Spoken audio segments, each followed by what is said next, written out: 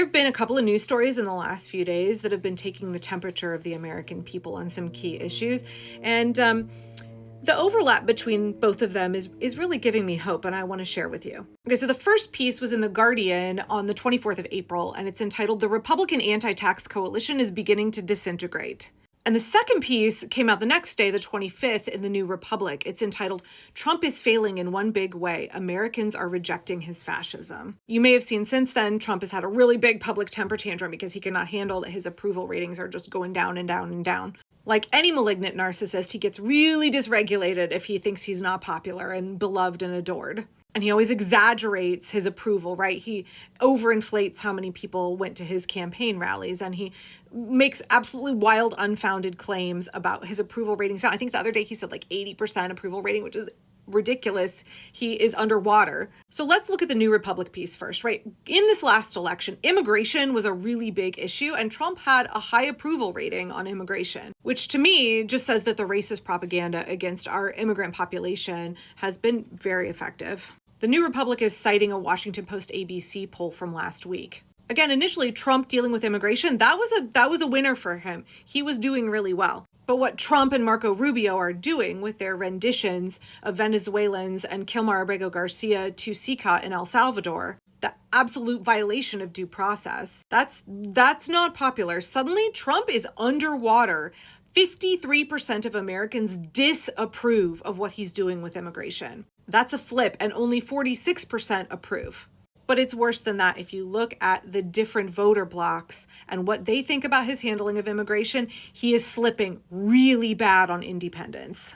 62% of independents oppose deporting international students. Only 21% of independents want wrongfully deported Kilmar Abrego Garcia to remain in El Salvador. TNR noted here that abysmal 21% figure suggests that Trump's propaganda, falsely depicting Kilmar as a gang member who doesn't deserve due process, that is failing. That's a bust with the American people. They are not buying the bullshit he's trying to feed us. The WaPost poll showed that Trump is bleeding independent support in general. Aggregate polling shows that he is underwater by 22 points, the worst ever in the history of presidential polling. In less than 100 days, to have the issue that the most number of voters support you in, to be one that now a majority of Americans disapprove of, and especially a majority of independent voters disapprove of. That's not good news. That's not good news for old Donnie. And before you say it's all just about his ego, and before I get to the next article, please remember that when we're talking about resistance against authoritarian regimes, that approval numbers actually really matter. We are watching public discontent build. We are watching in real time every week people turn on Trump. And it's important to note that this polling came out before the breaking news that the Trump regime is deporting American citizens. It's not deporting, they're exiling them from their homeland. He is illegally taking American citizens who happen to be little children, including at least one kid with cancer, and he is illegally booting them out of this country. It's absolutely 100 different kinds of illegal. Unconstitutional. One, these kids got no due process, but two, they've not committed any crimes. You can't just take American citizens and kick them out of the country willy-nilly. You can't do that. And the American people know that. And all of the folks who were like, maybe it's okay to do this to Venezuelans because we can pretend that they're gang members or we can say that they're illegals, even though lots of them are here legally. Kilmar Abrego Garcia, not a Venezuelan, El Salvadoran, but he had a work permit. He had a permanent resident card. He is a union member, was here legally, working legally. But I guess, if you're racist enough, that doesn't really matter to you. If you, in your brain, are dehumanizing immigrants and just love to refer to them as illegals because you don't want to think about how their families, how their, husbands and fathers, working men. It's not so easy to turn a blind eye when it's American citizens, children born in the United States who have committed no crimes, who are not given their day in court, children with cancer receiving cancer treatment in the United States, snatched up, stuffed on a plane, and sent across the border to Central America. That's not so easy for any of us to deny, is it? So I expect that discontent and outrage to build, and I expect Trump's approval ratings around immigration they're already underwater, right? I expect them to go down and down and down and down, which of course will make him really angry. But tough titties, maybe don't violate people's constitutional rights. Don't try to ship off people to a gulag in El Salvador.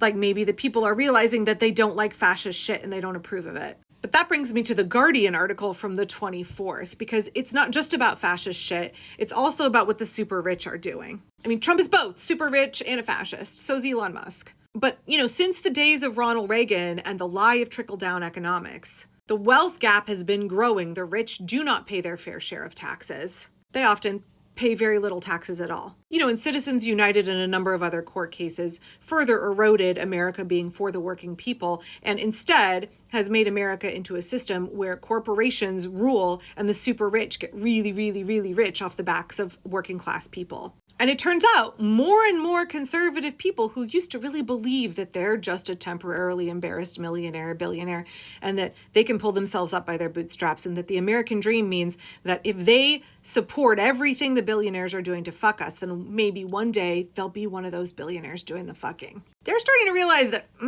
that might not be true. Right, one of the big things that the Republicans have run on forever is that they're going to cut taxes, except they often just cut taxes for the super rich. But they want you to support that because they keep feeding you the lie that maybe one day you'll be super rich and then you don't have to pay taxes. Meanwhile, like Trump's tax plan, most working class Americans are seeing their taxes go up. As The Guardian says, tax cuts for the rich has been the glue holding the U.S. conservative movement together since Reagan. And yet, lately, the epoxy seems less sticky. In recent weeks, polls have showed Republican voters becoming far more skeptical of across-the-board tax reduction proposals. Reflecting that shift, GOP lawmakers are now trial ballooning a proposal to increase some taxes on the wealthy. What?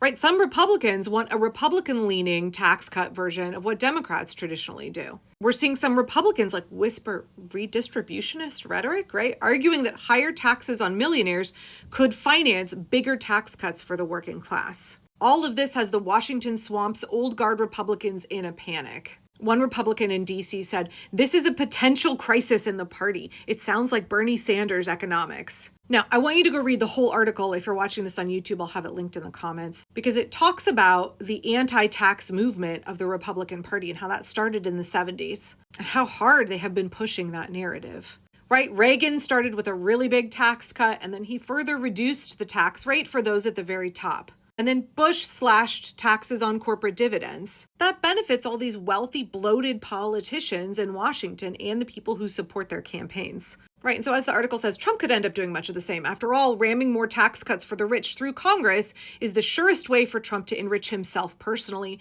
to enrich his family and everybody who sat in the front row at his inauguration. But the long-term politics of taxes are now in flux. Running the same tax play would show a Republican president siding with oligarchs against the preferences of his own party's rank and file. That makes for a new and unpredictable dynamic, one that is weakening the anti-tax movement. And we'll see how that unfolds in the years ahead. So when I read this article, I thought, okay, not only are people no longer believing the lie that trickle-down economics works, we have an out oligarchy, the active public campaign against Elon Musk. That's really successful. People are talking openly about the exploitation of the working class and the extravagance of the super rich. The way CEOs are killing us by the pen, it's death by 1,000 paper cuts. People who thought that Trump was going to make America great again are now like, actually, you know what? It might be the super rich that are making America suck in the first place. Maybe trickle-down economics doesn't work. So for me, I read this and I was like, are Republicans gaining class consciousness? We've been on the cusp of that so many times. I mean, you could say Bernie in 2016, you could say not Mario. But are people getting pushed so far that they're no longer going to believe the lies? Is there a fracturing in the Republican Party? Because we are all struggling, and we're going to be struggling harder and harder every day that this regime is in power. It's going to get worse and worse for the working class. So how's that resentment going to build? Resentment against Trump's immigration policies, resentment against him trying to kick American citizens out of this country, but also resentment against the tax plans. The way that what Trump is doing only benefits the super rich. Are people starting to gain a consciousness about that as we're watching the disapproval for this regime grow?